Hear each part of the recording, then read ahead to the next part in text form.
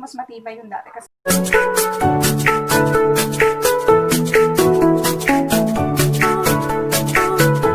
So, hi guys! Welcome back to my channel. And kung bago ka pala sa aking channel, huwag kalimutang mag-subscribe and mag-like ng video na ito and mag-comment kung may suggestion ka na gusto mong makita sa aking channel. So yeah, welcome back. And yeah, for today's video is meron tayong i-unbox ulit. And ito, hindi ko pera ang ginamit ko kasi ginamit ko lang ang aking power of parinig. Power of parinig kasi sabi ko, bibili ako ng phone. Pero hindi ako nakakapag-ipon kasi kasalanan na siya. Oh no! Kasalanan ng ukay-ukay, kasalanan ng siomay, gano'n. Basta, hindi ako nakakapag-ipon ng maayos kasi binibili ko yung ibang bagay na. This is not to prank or anything.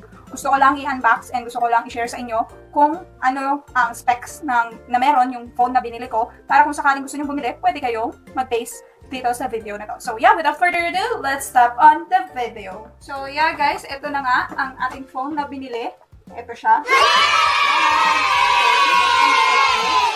And ito yung itsura niya. So ito ay Oppo A12. Yan. Itong Oppo A12 na to, nirelease lang ito noong April 2020. Kapalit daw ito nung Oppo A5s. Ito yung kapalit niya kasi Oppo A5s sana talaga yung bibilin ko pero hindi siya available. Nagdalawang isip ako kung bibilin ko to kasi sinasuggest is another phone kasi yun talaga yung gusto ko. Pero another brand pala, I mean. So, itong Oppo A12 is 6,990 pesos. May sasang ka pang 10 pesos kapag may 7,000 ka. And meron din silang Oppo A12e, which is mas mura ng 1,000, which is only 5,990. Pero ito kasing Oppo A12 is meron na siya 4GB RAM at saka 64GB na ROM niya. So, meron din silang 32GB and 3GB RAM lang. Yon. So, ito siya. So, ito yung box. Usually, ganito lang naman ang box ng Oppo. Sa Oppo A12 is ito. Open sesame. Yan. Ito na siya. So, sa unang layer, pagbukas mo ng kahon, ito lang yung makikita mo. Wala. So, kunin lang natin. Just this one. Ito yung unang mo makikita. Ayan, may laman siya sa loob. So, kunin na natin. First is ito. Yung SIM ejector nila. Alam ko hindi ganito yung itsura ng SIM ejector nila dati. Siguro i-insert ko na lang dyan kung ano dati yung SIM ejector nila. Kasi feeling ko mas matibay yung dati. Kasi tingnan mo. Ayan o. Nahihiwalay siya. Pero yung luma, hindi. Kasi nasa likod ng phone na to, yung pinagpipilm natin. And then, meron din tayo, ito, yung kanilang jelly case. Literal na jelly case kasi sobrang jelly niya.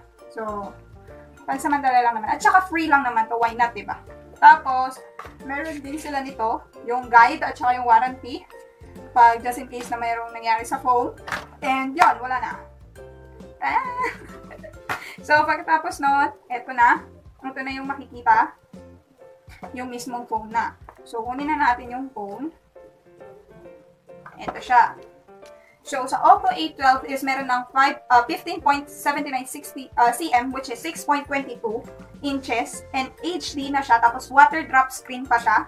And also, si Oppo A12 is AL dual rear camera, which is dalawang camera niya sa likod. And also, yung battery life niya is 4,230 mAh large battery. And, meron na rin siya face unlock at saka fingerprint unlock. So, open na natin siya. May plastic siyang ganyan. Ito na siya. Tada! So, ayan. Makikita niyo yung sarili niyo dyan. Kita niyo yung sarili. Ayan. Ito siya sa likod. Ganyan. Meron siyang pattern. Kung makikita niyo, may pattern yung cellphone sa likod. So, ito yung fingerprint niya. And ito yung dalawang camera. Yung flash. Tapos yan. Ito siya sa harap. Ganyan siya. So, andun lang yung camera. Wala siyang pindutan sa baba na kahit ano. And sa gilid, yung switch on and volume up and down. So, bubuksan lang natin yung phone. Open na natin. Tingnan natin kung mabilis magbukas. Nagbukas na siya. So, wait na lang natin. Buksan ko na siya. So, nilagyan ko na rin ng picture ko. Sorry, nilagyan ko na siya ng picture ko. Ayan. So, ayun yung tsura niya. Ayan, ganyan siya kabilis. Pag ililipat-lipat mo. Ayan. So, dito. Ayan siya. Ganyan. Ayan. Makikita niyo. Ayan. Ayan siya. So, try natin yung fingerprint scanner. Isa-set up ko lang yung fingerprint scanner. Re-register ko lang yung fingerprint ko and tingnan natin kung gaano siya kabilis mag function. So yeah guys, ito yung phone. So nakalock siya. Lagay natin. Ayun, ganun lang siya kabilis. Wala man lang atang 1 second. Ewan. Basta ayan. Open ko siya. Open. Close ko siya ulit. Open. Mas mabilis. So, let's try natin yung face unlock. I-prepare ko lang din yung face unlock. So, tatapan ko lang yung camera habang nagsasalita ako. And, yan. So, haharap na lang ako dito sa camera. Meron siyang ganung logo. Dun sa baba.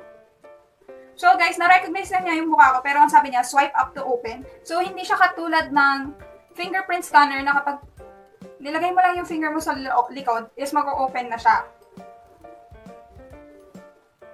Hindi siya katulad ng fingerprint scanner na kapag nilagay mo yung finger mo is mag-open na siya. Sa face unlock is mag-open siya, pero you need to swipe up para mag-open siya. So, pakinggan naman natin yung tunog. Yung sounds niya. Kung maganda yung tunog. Hanap tayo ng hindi tayo ma-copyright. So, nagpagdalin ko.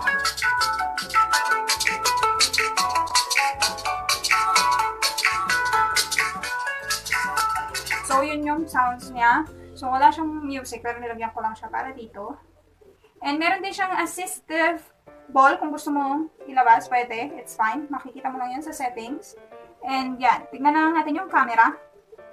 Tignan natin siya kung pwede siyang pang-vlog. So, hi guys. Ginagamit ko na yung phone na Oppo A12 na pang-vlog. So, as I can see is mas dense yung video nung luma akong phone which is Oppo A37 kesa dito.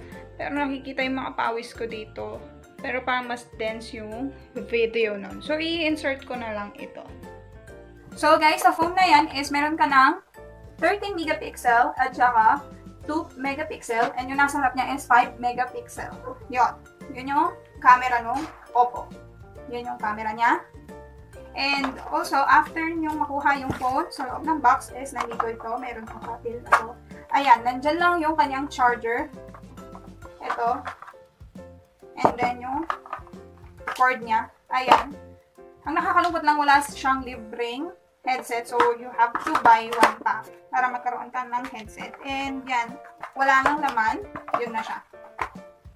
So, ito, bar yung type niya. And yung color OS niya is 6.1.2 and Android 9 Pie na siya. Meron siyang nano SIM, pwedeng dual SIM, and pwede rin siyang dual standby. Meron din na rin siyang slot for memory card. And also, yun nga yung sabi ko sa inyo, meron 32 gig nito, meron 64 gig. Ewan ko lang kung pareho sila ng price, pero wala akong nakikitang 32 gig na available.